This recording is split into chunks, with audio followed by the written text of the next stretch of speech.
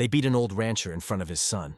The cold wind swept across the open plains of Montana as the sun sank behind the hills, bleeding orange light over the worn fences and the crooked barn that had stood for generations. Thomas Hale, a weathered man in his late 60s, leaned on his cane, his once strong frame now trembling from years of hard labor. His son Daniel, a quiet boy of 12, stood beside him clutching a rope and staring at the group of men who had come riding in on black horses.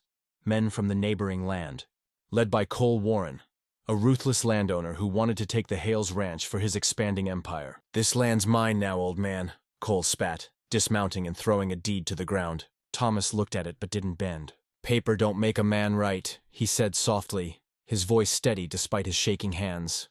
"My father built this land, and I'll die here before I give it up."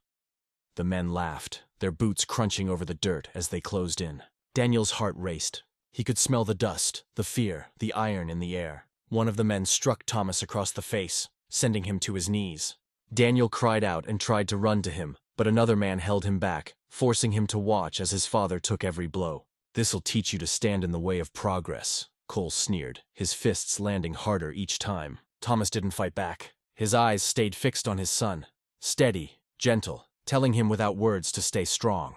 "Don't hate them, boy," he managed to whisper through bloodied lips. "Hate'll break you faster than pain ever could."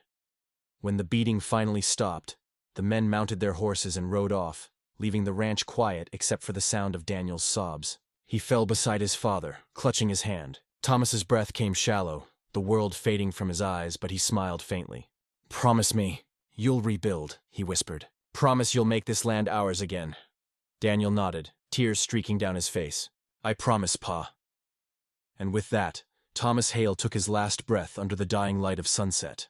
Years passed. Daniel grew into a man carved from loss and memory, rebuilding the ranch piece by piece, alone. He never forgot his father's words, never let bitterness take root. And one day, when the law finally caught up with Cole Warren, when his empire crumbled under the weight of his own greed, Daniel didn't celebrate.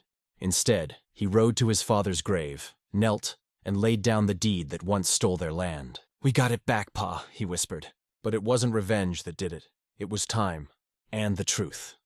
The wind carried his words across the fields, and for a moment, Daniel swore he could hear his father's voice in the rustling grass, proud and peaceful. The sun dipped below the horizon just like that day so long ago, but this time, it didn't feel like an ending.